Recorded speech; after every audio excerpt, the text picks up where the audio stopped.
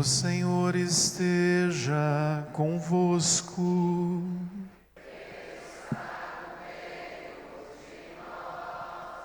Proclamação do Evangelho de Jesus Cristo, segundo Marcos. Glória a vós, Senhor.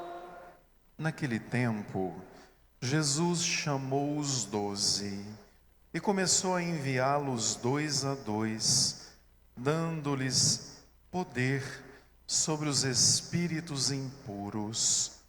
Recomendou-lhes que não levassem nada para o caminho, a não ser um cajado, nem pão, nem sacola, nem dinheiro na cintura. Mandou que andassem de sandálias e que não levassem 2 túnicas.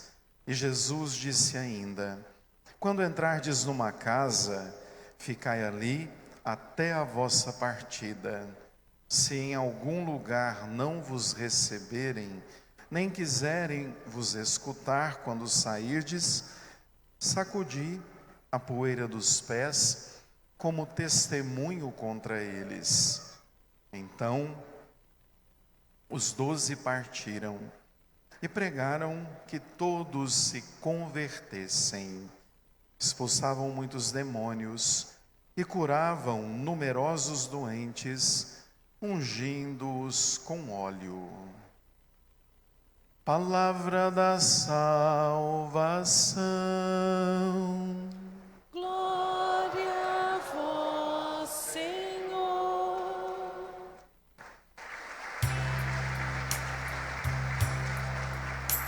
Mostrai-nos, ó Senhor, vossa bondade e a vossa salvação nos concedei. Caríssimos irmãos e irmãs, celebramos o 15º domingo do tempo comum com uma liturgia vocacional que nos apresenta o convite a sermos discípulos de Jesus, profetas e também aqueles que, predestinados à adoção filial, somos convidados à santidade. Vejam então que dessa liturgia precisamos compreender essa dinâmica tão bonita que é a dinâmica vocacional, ministerial, a dinâmica que a igreja vive até os tempos de hoje.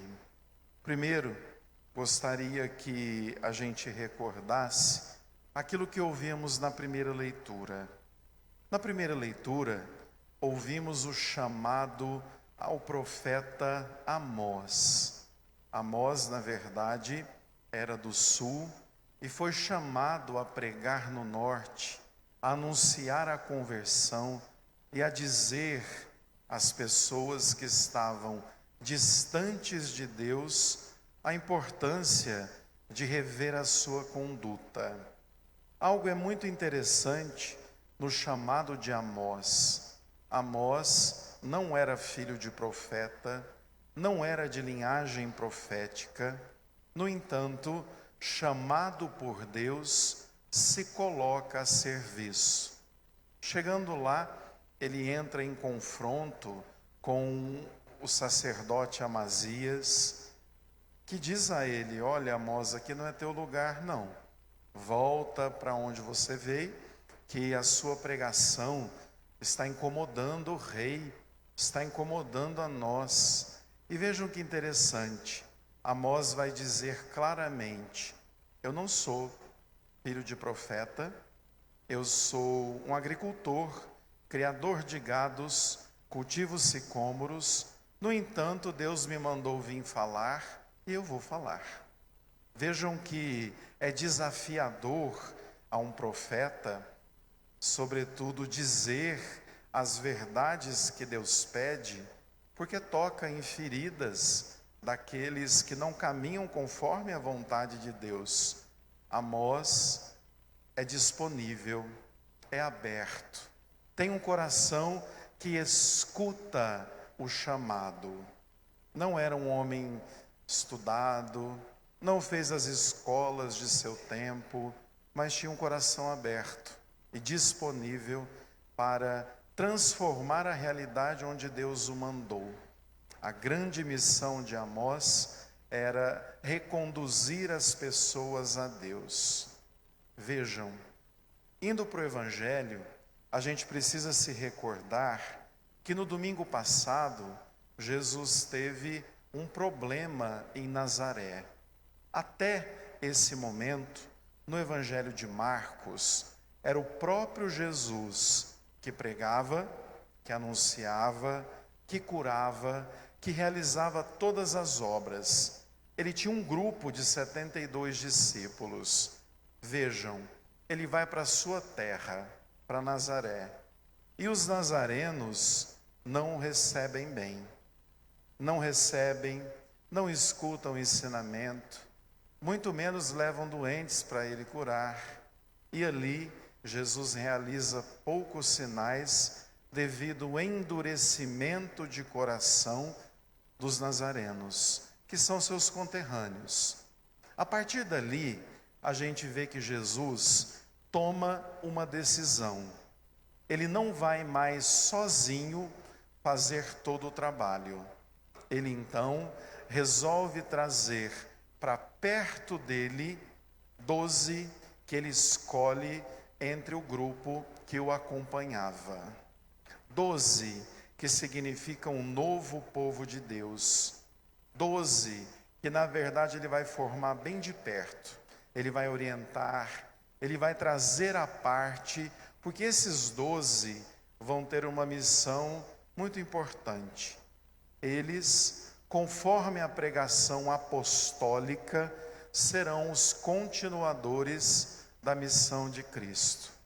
Vejam, por isso exatamente nós somos uma igreja apostólica, porque a nossa história, o nosso alicerce está baseado no envio, no chamado e no envio de apóstolos à missão. Então veja, o que Jesus faz? Chama esses 12 e os convida a uma profunda experiência de proximidade com ele. Só que ao mesmo tempo os envia e vai dizer: olha, eu envio vocês para expulsar os demônios, para curar as doenças, e eu dou a vocês o poder para fazer isso. É muito interessante que depois da experiência com Cristo, ele dá aos apóstolos a condição de exercerem o ministério que é dele, do anúncio, da cura, da libertação, da transformação da realidade. E Jesus, ele só faz algumas recomendações.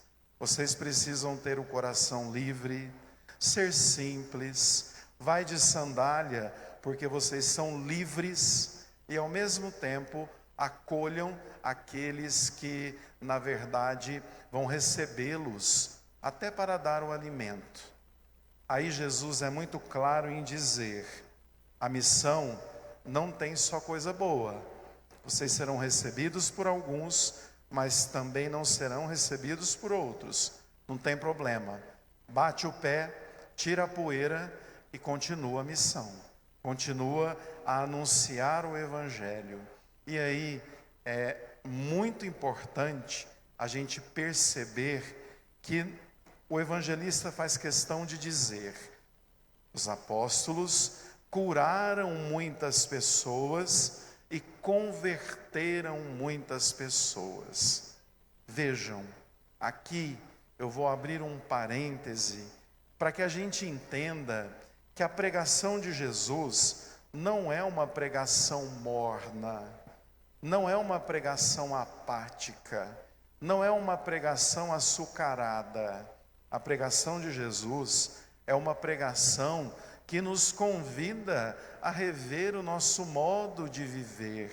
A pregação de Jesus, a adesão a Jesus, gera em nós conversão.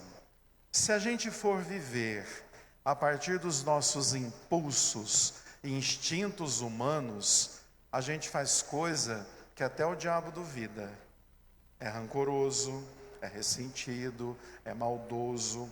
No entanto, a proposta do Evangelho é, na verdade, nós irmos aderindo a Jesus Cristo, nos convertendo, lapidando os nossos impulsos e percebendo que podemos ser melhores a cada dia, porque ter os mesmos sentimentos de Cristo é crescer nas virtudes, no amor, na misericórdia, na compaixão, na verdade, na justiça.